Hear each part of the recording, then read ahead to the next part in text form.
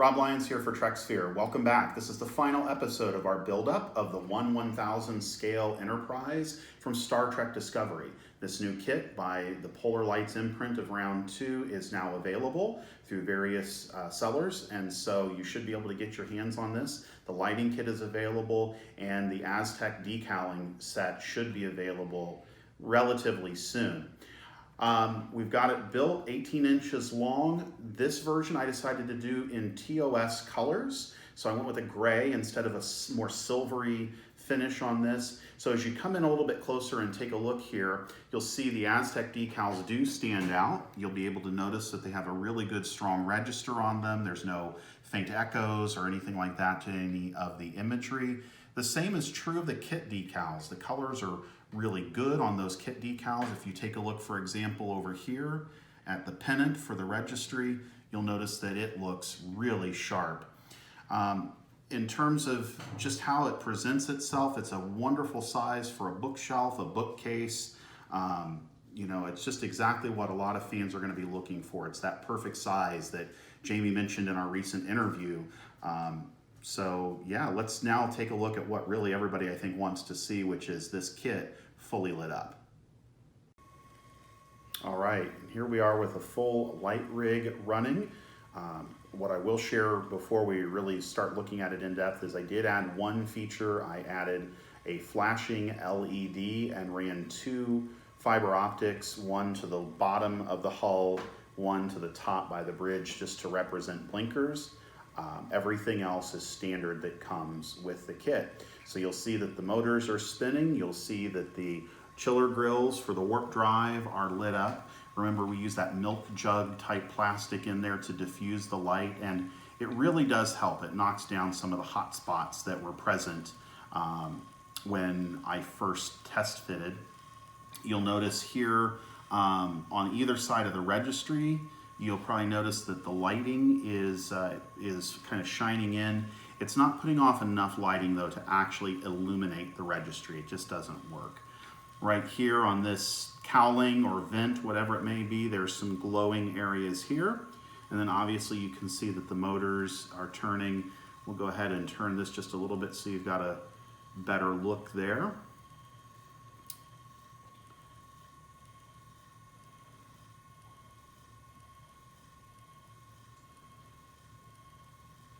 And then the end caps are also lit up, which you may be able to notice as you look in there. That was achieved just by painting and then scraping out all of the little indentations. Our fantail here for the shuttle bay is lit up. This was achieved by laying down masking tape, painting over it, and then pulling the masking up when final paint was completed. So that looks really nice, some landing indicators there.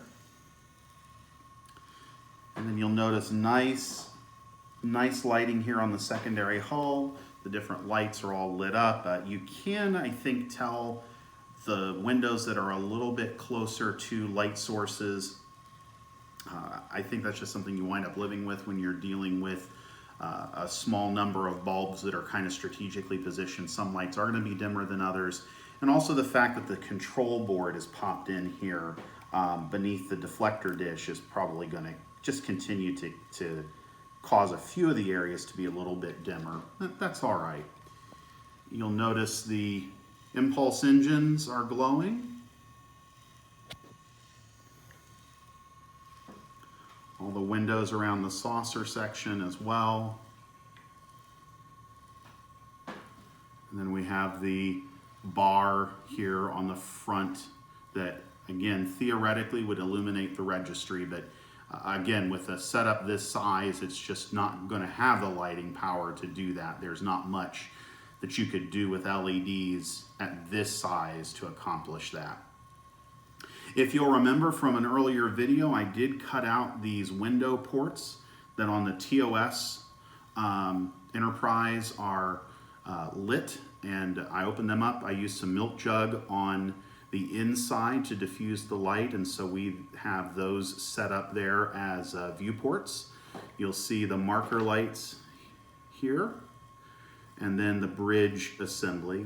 And if you come in a little bit closer and look inside the dome, you'll notice that the bridge is lit up.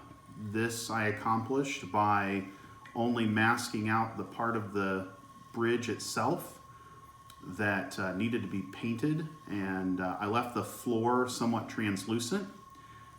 Those of you who tuned in on the earlier video may remember that I used a leftover bridge from another kit to do this. And then some of the view screens I filled with some blue liquid mask in order to give a little more than just big white boxes inside there. So I'm really particularly pleased with the way that bridge looks. I like that better than necessarily the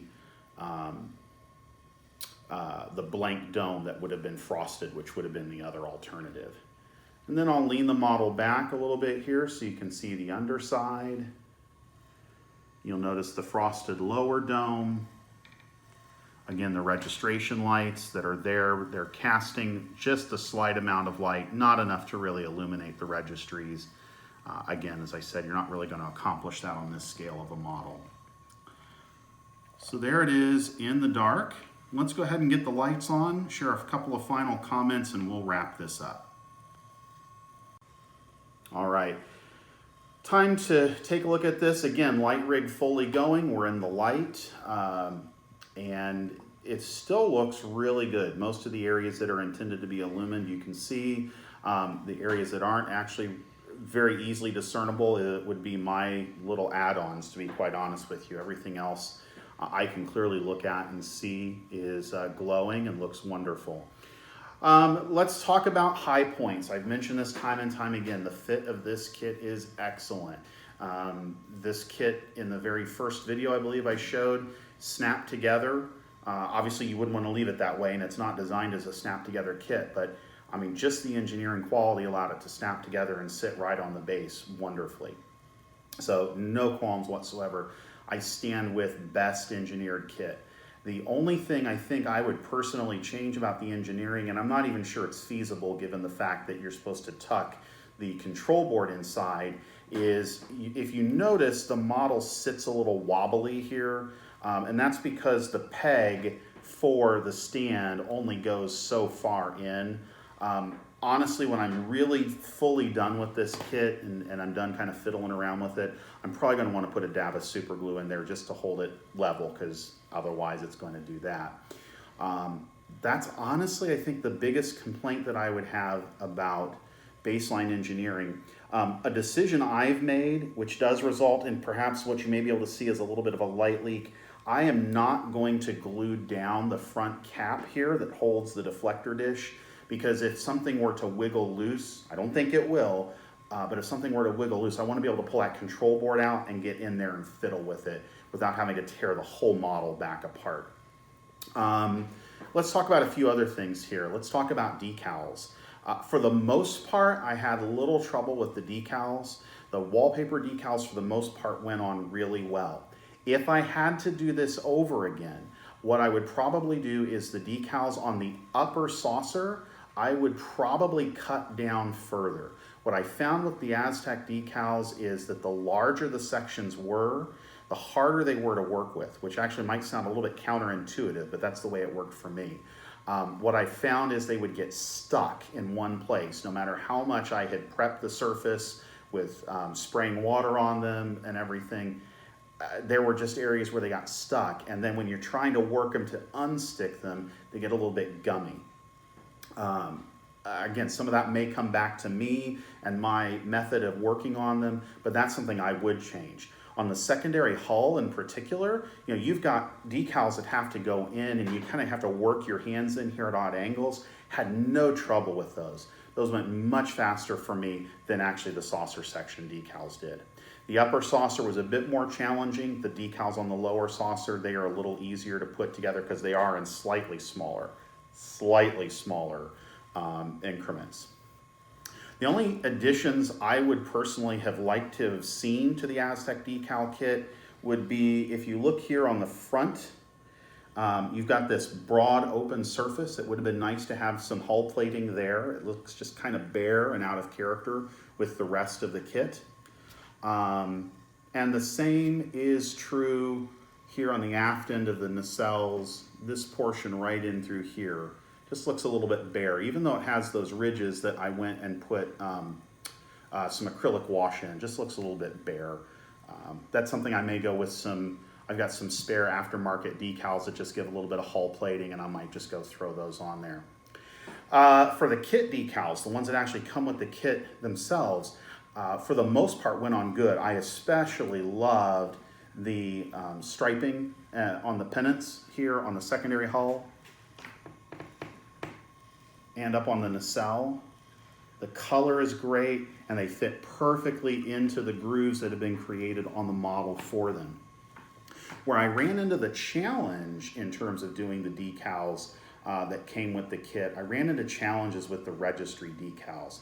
And I once again ran into that situation where, I glossed the model very well after I put down the Aztec decals, let the gloss coat set up for about 36 hours.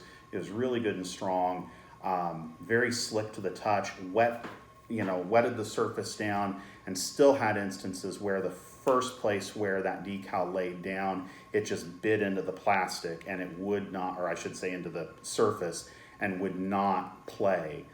And when you tried to play it, some of the decals began to bend and warp a little bit. So, for example, you'll notice up here on the primary hull, I had to do a little bit of repair work because some of the decals began to stretch, and I didn't get it quite perfect, but I got it close enough that with it being on the shelf, it'll work out okay.